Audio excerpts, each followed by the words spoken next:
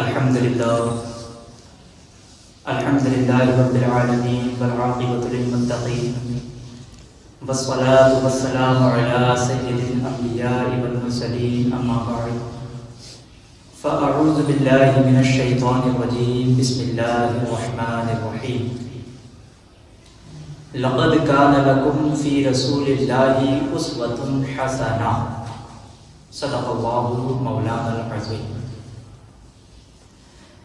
محترم دوستو، میرے بزرگوں، میرے بھائیوں، بالخصوص نوجوان دوستوں، قرآن کریم کی جس آیت کا میں نے ابھی شرح حاصل کیا، اللہ تبارک و تعالی قرآن کریم میں ارشاد فرماتا ہے لقد کان لکم فی رسول اللہ اسوۃ حسنہ، یعنی بے شک تمہارے لیے رسول کریم صلی اللہ تعالی علیہ وآلہ وسلم کی پیروی بہتر ہے۔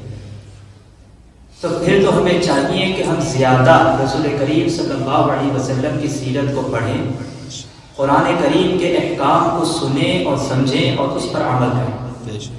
کوشش کریں کہ جو کچھ ہم سیکھیں گے، جتنا ہم سے ہوگا ہم اس پہ عمل کرنے کی کوشش کریں۔ ہم جب قرآن کریم کی تعلیمات کو پڑھیں گے، رسول کریم صلی اللہ تعالی علیہ وآلہ وسلم کی سیرت کو پڑھیں گے، تو پھر یہ ہوگا کہ ہم چاہیں گے کہ اللہ ہم سے کوئی کام لے، پھر ہم دوسروں کے جذبات کا خیال رکھیں گے۔ دیکھیں، یہ ٹھیک ہے کہ بڑا آدمی دیر سے آتا ہے، لیکن بڑا آدمی کبھی یہ پسند نہیں کرتا کہ کوئی بیچارہ اس کے لیے منتظر بیٹھا رہے۔ یہ نہیں ہو سکتا کہ ہٹے بچوں کی داستان میں کئیوں کے دل ٹوٹ جائے۔ دوسروں کے جذبات کا خیال رکھنا، احساسات کا۔ ہمارے یہاں یہ مسئلہ بن گیا ہے کہ اپنی ذات سے معاملہ شروع ہوتا ہے، اپنی ذات پر ختم ہو جاتا ہے۔ ہمارے بزرگوں نے، ہمارے مشائخ نے احساس رکھا ہے، احساس۔ اللہ کے محبوب صلی اللہ علیہ وسلم نے احساس کی دولت تقسیم کی تھی۔ مسند امام احمد بن حنبل میں حدیث ہے، حضرت بلال حبشی رضی اللہ تعالیٰ عنہ فرماتے ہیں کہ میں نے عصر کی نماز کی اقامت پڑھ دی، ایک بدو آیا، ایک یہودی کا غلام، کہنے لگا یا رسول اللہ صلی اللہ علیہ وسلم، میں بڑی مشکل میں ہوں، اگر آپ میرے ساتھ چلیں، میرا چھوٹا سا کام کر دیں تو میری مشکل آسان ہو جائے گی۔ سیدنا بلال حبشی فرماتے ہیں کہ نبی کریم نے نمازیوں سے فرمایا، اقامت ہو چکی تھی، فرمایا تم بیٹھ جاؤ، میں ذرا اس بندوں کا کام کر کے آتا ہوں، تم ذرا بیٹھو، میں صرف اشارے کرتا ہوں، آپ کو ملے گا۔ حضرت جابر ابن عبداللہ کا قرضہ اتارنا تھا تو سرکار کھیت تک گئے اور باقاعدہ سفارش کی ہوئی تھی۔ اب تو لوگ کہتے ہیں کہ جب تک وہ خدمت کر رہا ہے تب تک وہ خدمت گزار ہے، کہیں الجھ جائے تو کہتے ہیں اس کا ذاتی مسئلہ ہے اور میں ذاتی معاملات میں مداخلت نہیں کرتا۔ تو میاں جب وہ آپ کے پاس تھا، آپ کا ورکر تھا، تب ذاتی مسئلہ کیوں نہیں تھا؟ اب وہ الجھ گیا تو ذاتی مسئلہ ہے۔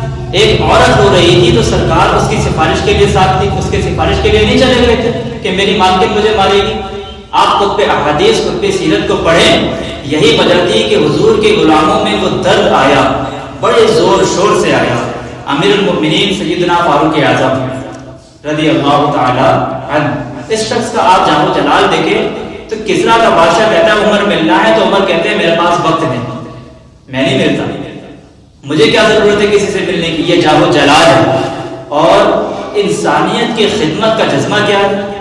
چہرے پہ نقاب اوڑھ کے رات کو گھوم رہے ہیں، سامنے ایک خیمہ نظر آیا تو سیدنا فاروق اعظم اس کے قریب گئے تو ایک آدمی خیمے میں اور بڑی پریشانی میں اندر سے نکلتا ہے پھر باہر جاتا ہے۔ فرمایا خیریت؟ تو کہنے لگا بڑی دور سے آیا ہوں، امیر المؤمنین سے ملنا تھا، رات ہو گئی، میری بیوی کہ یہاں ولادت ہونی تھی، وقت قریب آ گیا، وہ تکلیف میں، تو یہیں خیمہ لگا کے میں نے بٹھا لیا۔ تو غلام آپ کون ہے؟ حضرت عمر کہنے لگے تم مجھے چھوڑ، میں ابھی آیا۔ گھر گئے حضرت عمر، توجہ ہے، کہیے سبحان اللہ، گھر گئے حضرت عمر اور خاتون اول سے کہا، ملکہ سے، اپنی اہلیہ سے، اپنی بیوی سے فرمانے لگے کوئی نیکی کمانے کا ارادہ ہے؟ وہ کہنے لگی بڑا ارادہ ہے۔ تو کہنے لگے پھر بچے کی ولادت کے لیے جن چیزوں کی حاجت ہوتی ہے وہ ساتھ لے لو۔ میں آپ کو اس شخص کی بات بتا رہا ہوں جو 24 لاکھ مربع میل کا حکمران ہے، جس کے نعرے سے لوگ کانپ جاتے ہیں، لیکن وہ اصول اپنی جگہ، مگر انسانوں کا پیار اپنی جگہ۔ حضرت عمر نے اپنی اہلیہ کو ساتھ لیا انہوں نے کہا کہ کچھ چنے لے لیں، کچھ گھی لے لیں، کچھ سرکہ لے لیں اور آپ یہ ساری چیزیں ڈال کر کے پکائیں۔ حضرت فاروق اعظم رضی اللہ تعالیٰ عنہ نے چولہا جلایا۔ وہ شخص کہتا ہے کہ جب عمر پھونکے مارتے تھے تو آگ میں، تو میں ان کی داڑھی سے دھواں نکلتے دیکھتا تھا۔ حضرت عمر نے چولہا جلایا، اس پر کھانا رکھا اور وہ جو کہا تھا آپ کی اہلیہ اندر چلی گئی خاتون کے پاس۔ وہ شخص کہتا ہے میں نے 2-3 دفعہ حضرت عمر کو کام بتایا تو میں سمجھا کوئی غلام ہے، امیر المومنین نے ڈیوٹی لگائی ہے کہ رات کو مسافروں کا خیال رکھے، تو میں انہیں کہتا غلام ادھر آ پانی لے کے آ، تو عمر دوڑے آتے، وہ ڈیوٹی کرتے رہے۔ جب بچے کی ولادت ہو گئی تو اندر سے جناب عمر کی اہلیہ بولی، کہنے لگی امیر المومنین مبارک ہو، اللہ نے آپ کے دوست کو بیٹا عطا کیا۔ وہ شخص کہتا ہے میرا ہاتھ میں پیالہ تھا، دھڑام سے گرا، میں نے تو عمر کا جلال سنا ہوا تھا، میں نے کہا آپ امیر المومنین ہیں، آپ عمر ہیں، آپ کیا خیال ہے آپ کا، لوگ باتوں سے بڑے ہوتے ہیں؟ کردار انسان کو بڑا کرتا ہے، کردار اسے زندہ رکھتا ہے، کردار اسے جینے کا ڈھنگ اور حوصلہ دیتا ہے۔ حضرت فاروق اعظم سے کہنے لگا آپ عمر ہیں؟ تو جناب فاروق اعظم کہنے لگے ہاں میں عمر ہوں، تمہیں ضرورت کی ساری چیزیں میں نے دے دی ہیں، باقی صبح آنا، جس کام تم آئے وہ کام میں انشاءاللہ کیا جائے گا۔ اس نے پیر پکڑ لیا، امیر المومنین مجھ سے غلطی ہو گئی، فرمایا اٹھ میرے سینے سے لگ، تجھ سے غلطی نہیں ہوئی، تیری وجہ سے اللہ نے مجھے نیکی کمانے کی توفیق عطا کر دی۔ ہم احساس کرنے لگے، تھوڑا سا بیچ رہنے لگے، لوگوں کے حسن پیدا ہوگا، پیار بڑھے گا، بھائی کے ساتھ رشتہ مضبوط ہوگا، دوستوں کے ساتھ تعلق مضبوط ہوگا۔ یہ جو ملازم چھوڑ کے چلا جاتا ہے نا، اس کو 5000 زیادہ ملتے ہیں تو نکل جاتا ہے، اس کی وجہ یہ تھی کہ آپ کا اس کے ساتھ رشتہ مضبوط نہیں تھا۔ اگر تعلق مضبوط ہو جائے، مولا علی شیر خدا رضی اللہ تعالی عنہ، مولا کائنات حضرت مولا علی شیر خدا کرم اللہ وجہ کریم فرماتے ہیں، ان کا خادم کہتا ہے کہ مجھے ایک دن فرمانے لگے، یعنی خادم سے کہنے لگے، غلام کو فرمانے لگے کہ یار کپڑے تیرے بھی پرانے ہو گئے تو میرے بھی ہو گئے، چل خریداری کرنے نہ چلے؟ کہتے ہیں مجھے لے گئے بازار اور 2 جوڑے حضرت علی نے خریدے، ایک خاصا مہنگا تھا اور ایک سستا تھا۔ میں سمجھ گیا کہ مہنگا آقا کا ہے اور سستا غلام کا۔ کہتے وہ تھیلے میں ڈالے، اٹھانے میں نے وہ اٹھائے اور میں چلنے لگا۔ کہتے ہیں جب وہ چوک آیا نا جہاں سے مولا کائنات شیر خدا کرم اللہ تعالی وجہ الکریم کو اپنے حجرے نور میں جانا تھا اور میں نے اپنے گھر میں جانا تھا، تو حضرت مولا علی شیر خدا فرمانے لگے لاوی بیٹا میرے والا سوٹ مجھے دے دے۔ تو بالکل طے شدہ بات تھی، میں نے وہ مہنگا جوڑا نکالا اور حضرت علی کی طرف بڑھایا تو حضرت علی فرمانے لگے یہ تو نہیں میرا تو وہ دوسرا ہے سستا والا۔ تو وہ شخص کہنے لگا میں نے ایک فلسفہ بیان کیا، میں نے ایک علت بیان کی، ایک لاجک بتایا ہے، میں نے کہا حضور یہ آپ رکھیں اور یہ جو سستا ہے یہ میں رکھوں گا۔ پوچھا وجہ؟ تو کہنے لگا حضور وجہ بڑی سادی سی ہے، ایک پورا فلسفہ اس کے پیچھے ہے، اور فلسفہ یہ ہے کہ آپ آقا ہیں اور میں غلام ہوں، تو آقا مہنگا پہنے اور غلام سستا پہنے۔ تو حضرت علی وہ والے عالم ہیں جن کو علم بھی مدینے والے رسول نے عطا کیا۔ تو آپ حکم بھی کر سکتے تھے کہ نہیں تو لا میں نے تو سستا والے پہنا، حکم بھی کر سکتے تھے، لیکن اس نے دلیل کی تھی نا، تو پہلے اس کی دلیل کو توڑنا ضروری تھا۔ حضرت علی کہنے لگے فلسفہ ہی تو نے بیان کرنا ہے تو اپنے بارہ نانا بیان کر، تو میرے والا بیان کر۔ اس نے کہا کیا مانا؟ تو آپ فرمانے لگے تو کہہ رہا ہے کہ مہنگا جوڑا میں پہنوں گا اور سستا تو پہنے گا، اور تو نے یہ کہا کہ میں آقا ہوں اور تو غلام ہے، تو فرمایا تو میری والی علت ہے حضور وہ کیا؟ تو آپ فرمانے لگے تو پہن مہنگا اور میں پہنتا ہوں سستا، دلیل یہ ہے کہ تو جوان ہے اور میں بوڑھا ہوں، اور جوانوں کو پہننے چاہیے مہنگے کپڑے، بوڑھا ہوتا سستے میں بھی گزارا ہو جاتا۔ وہ خادم کہنے لگا میں لاجواب ہوں، اور پھر وہ قیمتی جوڑا مجھے دے گئے اور سستا جوڑا کو لے گئے۔ کہتے ہیں شیر خدا تو چلے گئے، لیکن ساری زندگی میں سوچتا رہا کہ کائنات میں دوبارہ ایسے لوگ دنیا میں آئیں گے صحیح، یہ لوگ ملیں گے صحیح۔ احساس کی جب شدت ہوتی ہے، حضرت حذیفہ بن یمان رضی اللہ تعالیٰ عنہ فرماتے ہیں، یہ حدیث ہے، امام غزالی آئے ہیں اور اپنی سند کے ساتھ لائے ہیں۔ حضرت حذیفہ بن یمان رضی اللہ تعالیٰ عنہ فرماتے ہیں میں نبی پاک صلی اللہ علیہ وسلم کے ساتھ نہ ایک سفر میں تھا، گرمی بڑی شدید تھی، ایک جگہ پہ باغ نظر آیا تو تھوڑا سا سستانے کے لیے سرکار اس باغ کو برکت دینے کے لیے تشریف فرما ہوئے تو سامنے ایک کنواں بھی نظر آئے، تو تبا مبارک چاہیے کہ غسل ہی نہ کر لیا جائے۔ کہتے ہیں حضور سید عالم علیہ السلام کنویں کے قریب چلے گئے غسل فرمانے کے لیے، اور کپڑوں سمیت سرکار غسل فرما رہے تھے، پھر بھی مجھے فرمایا کہ ذرا چادر تان کے نہیں کھڑے ہو جاتے، کپڑوں سمیت، پھر بھی فرمایا کہ زیادہ چادر تان کے نہیں کھڑے ہو جاتے، کیونکہ یہ کھلا لباس زیادہ ہوتا ہے، شرم بارہ ہوتا ہے، گرمی آتی ہے نا تو سمجھدار انسان بھی خالی بنیان میں گھومنے لگتا ہے، کیا ہوتا ہے، اچھا نہیں لگتا۔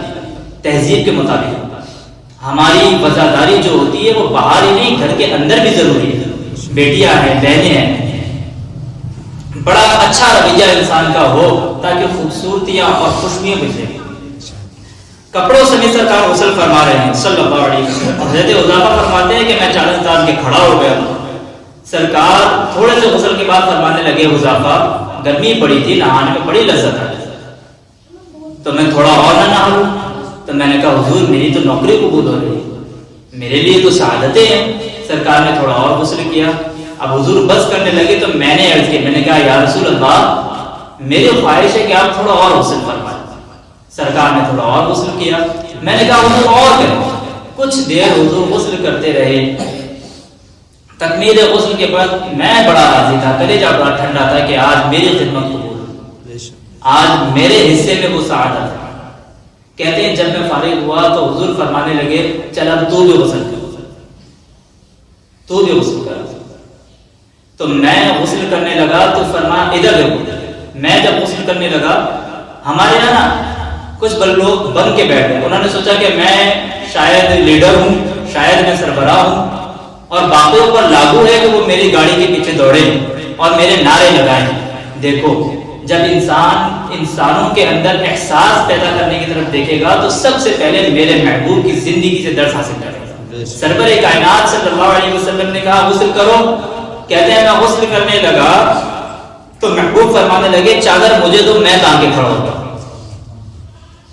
کہتے ہیں میرے تو پیروں تلے زمین نکل گئی۔ میں نے کہا یا رسول اللہ صلی اللہ علیہ وسلم مہربانی فرمائے آپ یہ نہ کریں، تو حضور نے کہا تو نے یہ کیا نا تو میں کیوں نہ کروں؟ کہتے ہیں اب حضور نے حکم دیا تو میں نے سرکار کو چادر پیش کر دی، حضور تان کے کھڑے ہو گئے تو میں جلدی سے غسل کر کے فارغ ہو گیا۔ میں نے کہا حضور نہا لیا؟ تو فرمایا حذیفہ مجھے گرمی لگ رہی تھی تو تمہیں بھی تو لگ رہی ہوگی نا، صحیح کر کے غسل کرو۔ کہتے ہیں میں غسل کر چکا، یار ذرا اس کی لذت تو محسوس کرو۔ کوئی حرج نہیں اگر کوئی کام ہمیں اپنے ہاتھ سے کرنا پڑ جائے، کوئی مسئلہ نہیں۔ اگر آسمانوں پہ چلو گے تو زمین والوں سے پیار نہیں بڑھے گا، اور اگر زمین والوں کے بیچ رہو گے پیار کرو گے تو محبتیں بڑھیں گی۔ حضرت حذیفہ بن یمان کہتے ہیں کہ میں پھر تھوڑی دیر غسل کے بعد کہنے لگا حضور کر لیا غسل؟ تو کہتے ہیں اب سرکار نے میری طرف غور سے دیکھا اور کہا حذیفہ دو حد کی بات ہے، جتنی دیر میں نے غسل کیا تم بھی اتنی دیر غسل کرو گے، اور کرو گے تو بات ختم ہوگی ورنہ یہ بات ختم نہیں ہوگی۔ حضرت حذیفہ بن یمان کہتے ہیں کہ میں نہا بھی رہا تھا اور مدینے والے رسول پہ درود و سلام بھی پیش کر رہا تھا۔ ہم کوئی کام نہیں کر رہے، کوئی ذمہ داری کا احساس نہیں کر رہے، ہم کوئی ڈیوٹی نہیں کر رہے۔ معاشرہ جب اتنا زیادہ بگڑ جائے تو پھر بہت زیادہ ذمہ داری اور احساس کی ضرورت ہوتی ہے، ہم آگے نہیں بڑھنا چاہ رہے۔ اگر کوئی شخص کام بھی کرتا ہے تو وہ الجھ جاتا ہے روزی روٹی کے چکر سے۔ جتنے لوگ اپنے بچوں کی تربیت کرتے ہیں، دینی لوگ ہوں یا دنیاوی لوگ ہوں، وہ صرف روزی روٹی کمانے کے طریقے بتا رہے ہیں۔ اس کا نقصان یہ ہے کہ بچے روحانی طور پر کمزور ہو جاتے ہیں، اخلاقی طور پر ان کے اندر وہ جرأت ہی پیدا نہیں ہوتی، وہ خوبصورتی جو ایک خوبصورت مسلمان نوجوان کے اندر ہونی چاہیے، وہ صبر کی، شکر کی، قناعت کی دولت جو کسی بندہ مومن کا حسین زیور ہے، وہ ہمارے بچوں کے پاس نہیں ہوتا۔ مالدار گھرانے کا بچہ ہے، اسے ساری آسانیاں میسر ہے، وہ بہترین غذا کھاتا ہے، لیکن صبر ایک منٹ کا اس کے اندر نہیں۔ وہ اگر اسے وقت پر کھانا نہ ملے تو وہ مہنگا موبائل توڑ دیتا ہے، وہ گھر کا ٹی وی توڑ دیتا ہے۔ کیوں؟ اس لیے کہ اس کو سارا کچھ سکھایا گیا، صبر، قناعت، حوصلہ یہ نہیں سکھایا گیا۔ وہ جو اسے لاڈلا سمجھ کے ساتھ وقت گزارا جا رہا ہے، اس کی بیوی کہتی ہے کہ کاش اسے تھوڑے اور طریقے بتائے جائے، کچھ اور طریقے بھی سکھائے جائے۔ دنیا میں سب سے زیادہ پیار رسول کریم علیہ السلام نے کیا ہے اپنی شہزادی کے ساتھ۔ اور سیدہ پاک چھوٹی تھی تو سب سے زیادہ محبت حضرت فاطمہ الزہرا کے ساتھ فرمائی ہے. لیکن آپ پڑھ لیں تاریخ دیکھ لیں کتب حدیث صحیح حدیث میں آپ کو ملے گا حضرت فاطمہ الزہرا رضی اللہ تعالی عنہا نے جب آ کے عرض کیا یا رسول اللہ صلی اللہ علیہ وسلم یہ مقدس ہاتھوں میں چھالے چکی چلا چلا کے پڑ گئے اور اگر ایک کنیز مل جائے ایک غلام مل جائے تو کام کاج میں میرا ہاتھ بٹائے اور آئی اس دروازے پر ہے جس سے کبھی کوئی خالی گیا ہی نہیں کبھی کوئی خالی نہیں گیا. یا رسول اللہ صلی اللہ علیہ وسلم غلام مل جائے تو قریب نے کیا جواب دیا فرمایا غلام تو ہیں پر مدینے کے غریبوں کے لیے رکھے گئے آپ کو تحفہ دیتے. یا رسول اللہ فرمائیے فرمایا 33 بار سبحان اللہ پڑھو. صحیح بات ہے. ابا کا حق نہیں بنتا کہ بیٹی کو وظیفہ بتائے اماں کا حق نہیں بنتا کہ وہ انہیں وظیفے میں لگائے. کیا ان کی ذمہ داری میں یہ شامل نہیں ہے کہ ان کو کسی روحانی کام میں لگایا جائے. کبھی ان سے کہو کہ بیٹا دل بڑا کرتا ہے مجھے درود تاج کو سنا سورہ فاتحہ سنا. کبھی ہمارے ذمہ داری لگایا انہوں نے کہ اپنی اولاد کو میری اولاد کی محبت سکھانا میری محبت سکھانا قرآن پاک کی تعلیم سکھانا. رسول کریم علیہ السلام نے 33 بار سبحان اللہ پڑھا تھا. رسول اللہ نے فرمایا 33 بار سبحان اللہ پڑھیں 33 بار الحمدللہ پڑھیں 34 بار اللہ اکبر. جب بھی تسبیح ختم ہوگی اللہ تبارک و تعالی غلام آزاد کرنے کا کہنے میں سبب ہے روحانی تربیت. اللہ کے محبوب علیہ السلام نے فرمایا کسی شخص نے اپنی اولاد کو سب سے بہترین تحفہ یہ دیا ہے کہ اس کو اچھا ادب سکھایا اس کے اخلاق میں کردار میں حسن پیدا کیا. اس بچے کو ملنے کے بعد لوگوں کو محسوس ہوتا ہے کہ یہ شاہکار ہے کسی کی تربیت کا. عزیز دوستو اپنے آپ کو بابرکت بافیض بنایا جائے کام لیا جائے. نبی اکرم صلی اللہ علیہ وسلم آپ فرماتے ہیں کہ میرا مومن ہر حال میں نفع اٹھاتا ہے ہر حال میں. اگر اللہ تعالیٰ اسے نعمت دے تو وہ شکر کر کے نفع اٹھاتا ہے اور اگر رب کی آزمائش ڈالے تو وہ صبر کر کے رب سے اجر لے لیتا ہے. ہر حال میں نفع. اور صحیح بخاری میں موجود ہے حضور علیہ السلام نے فرمایا اگر کوئی بندہ کوئی نیک کام کرتا تھا پھر وہ بیمار ہو گیا یا کسی وجہ سے کمزور ہو گیا اور وہ نیک کام نہ کر پایا کوئی عذر مانع ہوا تو کریم محبوب علیہ السلام فرماتے ہیں رب فرشتوں سے فرماتا ہے کیونکہ تقدیر کی رسی نے اس کو پکڑ چکر لیا ہے لہذا وہ جو نیک اعمال کرتا تھا صحت کی حالت میں وہ تم اس کے نامہ اعمال میں لکھتے رہو اس کو وہ اجر دیا جائے گا جو کبھی ختم نہیں ہوگا. ہمارا یہ مسئلہ ہوتا ہے کہ ہم مفت کے احساس کمزوری کا شکار ہوتے ہیں بلا وجہ. تو بندہ مومن اللہ تبارک و تعالیٰ نے اسے بڑے اعزازات سے نوازا ہوتا ہے. یہ تو کلمہ پڑھ لیتا ہے نا اگر کلمہ ایک عام انسان کلمہ پڑھ لیتا ہے تو اس کی شان یہ بن جاتی ہے کہ کنتم خیر امت. کلمہ پڑھتے ہی اللہ تعالیٰ اسے ساری امتوں پہ اعزاز عطا فرما دیتا ہے. ہم اس بات کو سمجھنے کو تیار نہیں ہیں. حضرت خواجہ اجمیر رحمۃ اللہ تعالی علیہ کے مکتوبات شریف ہیں. آپ خواجہ قطب الدین صاحب علیہ رحمہ کے نام ان میں ایک مکتوب میں خواجہ صاحب نے راوی دیکھ رہا تھا. آپ فرمانے لگے بیٹا اللہ کے بندے کی شان بتائے کیا اپنے مرید کی تربیت کرتے ہیں اس مرید کی تربیت جتنے پھر آگے لاکھوں ہزاروں لوگوں کی تربیت کرتے. کہنے لگے رب کے بندے کی شان یہ ہے کہ اللہ کا بندہ ہر اس بات پہ راضی ہوتا ہے جس سے اس کا رب راضی ہوتا ہے. حضرت ابراہیم ابن ادم نے ایک دفعہ کہا تھا کہ دنیا میں جو کچھ ہو رہا ہے میری مرضی سے ہو رہا ہے. تو ہر بندے کا ہاضمہ ٹھیک نہیں ہوتا. بعض لوگ پریشان ہو گئے کہنے لگے بابا سارا کچھ تیری مرضی سے ہو رہا ہے یہ بہت بڑی بات نہیں کر دی سارا کچھ تیری مرضی سے یہ کیسے. تو آپ فرمانے لگے دراصل میری مرضی وہی ہے جو میرے رب کی مرضی ہے. میں نے اپنی مرضی چھوڑ دی وہ بات پہلے کی جب سے اپنی مرضی رب کی مرضی میں فنا کیا اب جو کچھ ہو رہا ہے میری مرضی سے ہو رہا ہے چونکہ میرے رب کی مرضی سے ہو رہا ہے. جب بندہ پہچان لیتا ہے کہ یار میرے اندر کچھ صلاحیت ہے میں کچھ کر سکتا ہوں پھر وہ کسی جگہ اپنا وقت ضائع نہیں کرتا پھر وہ کسی ایسی جگہ کھڑا نظر نہیں آتا کہ جو اس کی اسٹیٹس کے مطابق نہ ہو. پھر وہ صبح سے لے کے شام تک سارا ٹائم بننے سنورنے میں نہیں گزارتا. پھر سادے کپڑوں سے سادے طرز زندگی سے بھی عام لباس سے بھی جو میسر آ جائے اس سے وہ بڑے بڑے کام کر جاتا. دو چیزیں بڑی ضروری ہیں، میں نے باتیں زیادہ نہیں عرض کرنی، دو چیزیں بڑی ضروری ہیں زندگی میں، ضرور ان کا خیال رکھیں۔ ایک تو زندگی کو بامقصد بنائیں۔ آپ کو پتا ہے ڈپریشن اور ٹینشن کے زیادہ مریض امیر گھروں میں ہوتے ہیں، کیونکہ انہوں نے جس دولت کو ٹارگیٹ کیا ہوتا ہے وہ اچیو ہو گئی، وہ مل گئی ان کو، ان کے پاس آ گئی۔ جس منصب اور عہدے کو وہ لالچ رکھتے وہ اب آ گیا، اب اس کے بعد زندگی زیادہ آرام دہ ہو جاتی ہے تو ٹینشن اور ڈپریشن کا مرض بڑھ جاتا ہے۔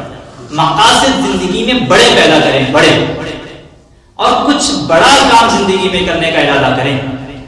دیکھیں اللہ کے رسول صلی اللہ تعالی علیہ وسلم نے فرمایا جس بندے نے درخت لگایا نا زمین پہ، جب تک کوئی چرندہ پرندہ یا انسان اس سے فائدہ اٹھائے گا اللہ لگانے والے کو اجر عطا فرمائے۔ سبحان اللہ، سبحان اللہ۔ ہماری یہ سوچ کبھی نہیں بنتی یار چلو میں نے اپنے گھر کے اندر اتنی محنت کی ہے اور جو 1.25 کروڑ 1.5 کروڑ کا گھر بنایا ہے اس کے باہر بالکل گھر میں پانی بھرا ہوتا ہے۔ جس نے اتنی رقم وہاں خرچ کی ہے وہ اگر چند ہزار یہاں بھی لگا دیتا رفع اعمال کے لیے، آپ کو حضرت سے پوچھ لیجیے گا، لوگوں کو کھانا کھلانے کا بھی بڑا نفع ہے اور لوگوں کا رستہ کشادہ کرنے کا بھی بڑا نفع ہے۔ لوگوں کے لیے کسی قسم کا بھی احسان ثواب ہم کرتے ہیں، ہمارے یہاں مروجہ طریقے سے کر دیا جاتا ہے، بڑا اچھا ہے، کھانا کھلاتے ہیں، یہ بھی بڑا عمدہ ہے۔ لیکن جب حضرت سعد نے آ کے عرض کی تھی یا رسول اللہ صلی اللہ علیہ وسلم میری والدہ کا انتقال ہو گیا اور اماں غلام آزاد کرنا چاہتی ہیں، تو حضور میں اگر کسی کی گردن چھڑا دوں، غلام آزاد کرا دوں، گردن پس جاتا ہے وہ انسان جس کو کسی کا قرضہ دینا ہوتا ہے۔ تو آپ یہ معنی اس سے لے لو، یہ معنی لے لو، یہ لے لو کہ کہا کہ میں اگر غلام آزاد کر دوں تو میری اماں کو فائدہ ہوگا، تو کریم نے فرمایا ضرور آزاد کر، رب تیری اماں کو اس کا اجر عطا فرمائے، چل تو بھی کسی کا قرضہ معاف کر دے اماں کے سارے ثواب کے، چل وہ جس کو تو نے ایڈوانس دے کے اپنے یہاں ملازم رکھا ہے، تنخواہ بھی پوری نہیں دیتا اور وہ بیچارہ گھر جا بھی نہیں پاتا، چھوڑ دے اس کے پیسے ایڈوانس کے، اسے آزاد کر دے، اس کا ثواب بھی اللہ تمہاری والدہ کو عطا فرمائے۔ تھوڑا سا زندگی میں کوئی کارنامہ، کوئی خدمت، میرے نبی پاک علیہ السلام نے فرمایا جس نے اللہ کی رضا کے لیے مسجد بنائی، اور پھر حضور نے اگلی بات بھی پوری کھول دی تاکہ کسی بندے کے ذہن میں اشکال نہ رہ جائے، فرمایا مسجد چھوٹی ہو یا بڑی ہو، جس نے رب کی رضا کے لیے مسجد بنائی اللہ اس کے لیے جنت میں گھر بنا دے گا۔ میں آپ سے عرض کروں کہ کوئی کام زندگی میں جو خیر کا ہم سے ممکن ہو سکے، کوئی کام نہیں، اور ایک خاص پہلو اس میں پیش نظر رکھنا بہت ضروری ہے، مسلمان بڑے بافیض تھے، بڑے برکت والے تھے، اس جماعت سے لوگوں کو ہمیشہ نفع ہوتا، دنیا نے فیض پایا امت مسلمہ سے، لیکن آج حالت یہ ہے ایسی ہوا چلی ہے کہ ہر شخص سوچتا ہے تمام شہر جلیں بس ایک میرا گھر نہیں، تھوڑا سا نا دوسروں کے، دیکھیں علمی عقیدہ اگر ٹھیک نہ ہو تو رائے کا اختلاف بڑی جگہ پہ ہو، لیکن ساری زندگی صرف میں کہہ چکا ہوں عقیدہ اگر ٹھیک ہو تو رائے کا اختلاف، امام اعظم امام شافعی کے درمیان بھی رائے کا اختلاف رہا، کسی بندے سے اگر کوئی ہمارا اختلاف ہو جائے تو وہ دلیل کی حد تک ہونا چاہیے، دلیل مل گئی تو اختلاف تک، ہمارے یہاں اختلاف اب دلیل کی حد تک نہیں رہا، رائے کے اختلاف کو، صرف رائے کے اختلاف کو لوگ بہت بڑا مسئلہ بناتے ہیں اور آزمائش بن جاتی ہے بڑے لوگوں کے، بھائی اختلاف رائے ہو جاتا ہے، جو بابرکت لوگ ہوتے ہیں وہ ساری زندگی کسی ایک پہلو پر ہی چیزوں کو طے کر کے نہیں گزارتے، وہ آگے بھی بڑھتے ہیں، وہ کچھ کام بھی کرتے ہیں۔ یہ کیا بات ہوئی کہ دیکھیں صحابہ کرام علیہم الرضوان کے درمیان رائے کا اختلاف ہوا لیکن دلیل کی حد، حضرت عمر فاروق رضی اللہ تعالیٰ ممبر پر تشریف فرمائے، حکم دینے لگے کوئی، حضرت ابو ایوب انصاری کھڑے ہوئے، میری بات یاد رکھیے گا آپ لوگ، حضرت ابو ایوب انصاری کھڑے ہو گئے، انہوں نے کہا یا حضرت ابو ذر غفاری، انہوں نے کہا عمر نہ آپ کا حکم مانیں گے نہ آپ کی اطاعت کریں گے۔ کیا ہوا بھائی؟ کہنے لگے کہ کل جب سب کو ایک ایک چادر ملی تھی تو آپ نے 2 چادریں کیسے لے لی؟ اس کی یا تہمت بن سکتی تھی یا کرتا، آپ نے کرتا بھی بنایا اور تہمت بھی بنایا، 2 کیسے ہو گئی آپ کے پاس؟ حضرت فاروق اعظم رضی اللہ تعالی عنہ، انسان کو صرف تعریف نہیں سننی چاہیے، اس کے اندر تنقید کا حوصلہ ہونا چاہیے۔ ہمارے استاد فرمایا کرتے تھے کہ دشمنوں کی باتیں توجہ سے سنا کرو، وہ تمہیں نکھار دیتے ہیں، وہ ڈھونڈ ڈھونڈ کے وہ چیزیں لاتے ہیں جو تمہارے فائدے کی ہوتی ہیں، غور سے سنیں کہ تمہارا مخالف کیا کہتا ہے، لیکن حوصلہ ہی نہیں ہوتا، عادت بن جاتی ہے۔ حضرت عمر بڑے جلالی ہیں لیکن وہ اپنی ذات کے لیے نہیں ہیں، پوری بات تسلی سے سنی اور بڑے حلم اور بردباری سے کہا میرا بیٹا جواب ہے۔ حضرت عبداللہ ابن عمر یا آپ کے بیٹوں میں سے کوئی کھڑا ہوا اور انہوں نے کہا حضور آپ نے حکم دیا ہے تو میں عرض کرتا ہوں۔ کہنے لگے چونکہ مال غنیمت میں چادریں تقسیم ہوئی تھی، سب کو ایک ایک ملی تھی، تو ایک میرے والد کو ملی تھی تو ایک مجھے بھی تو ملی تھی، میں نے سیدنا عمر کو دے دیے، اب ان کا کرتا بھی بن گیا اور تہمت بھی بن گئی۔ اب جو سامنے بیٹھے تھے نا جنہوں نے اعتراض کیا تھا انہیں دلیل مل گئی، جواب مل گیا۔ اب انہوں نے یہ نہیں کہا کہ صحیح بتائیں، نہیں میں گھر بھی جاؤں گا، میں تلاشی بھی لوں گا، دلیل مل گئی، قربان جائیں۔ یہ ہے بندہ مومن کی شان۔ فوری طور پہ دوبارہ حضرت ابو ذر غفاری کھڑے ہوئے اور اٹھ کے کہنے لگے عمر اب آپ بات کریں، ہم آپ کا حکم بھی سنیں گے اور فرما برداری بھی کریں گے، کیونکہ اختلاف رائے دلیل کی حد تک تھا، دلیل مل گئی اور ہمارا اختلاف ختم ہو گیا، بات ختم ہو گئی، طے ہو گئی۔ تھوڑا سا احساس، میں نے کہا تھا بات ختم کرنی ہے، وقت بھی ہمیں گنجائش نہیں دے رہا۔ دیکھیں آپ مصروف ہے، اس میں کوئی شک نہیں، لیکن گھر میں اماں ہے، اس کا دل کرتا ہے کہ جب آپ جائیں تو وہ سارا دن کی باتیں آتی۔ والد بیچارے بیمار ہیں، کئی دفعہ معذور ہیں، کسی جگہ بیٹھے ہیں، وہ منتظر ہیں، انہوں نے ساری بات آپ سے کرنی۔ آپ مفتی صاحب ہوں گے، علامہ صاحب ہوں گے، انجینئر ہوں گے، ڈاکٹر ہوں گے، پروفیسر ہوں گے، کچھ بھی ہوں گے، لیکن اس کے تو بیٹے آپ ہیں۔ یہاں آپ کو تھوڑی دیر وقت گزارنا ہے، نہ سمجھ آئے تو پوچھ لو جناب ام ایمن سے کس طرح رسول کریم صلی اللہ علیہ وسلم خبر گیری کرتے تھے۔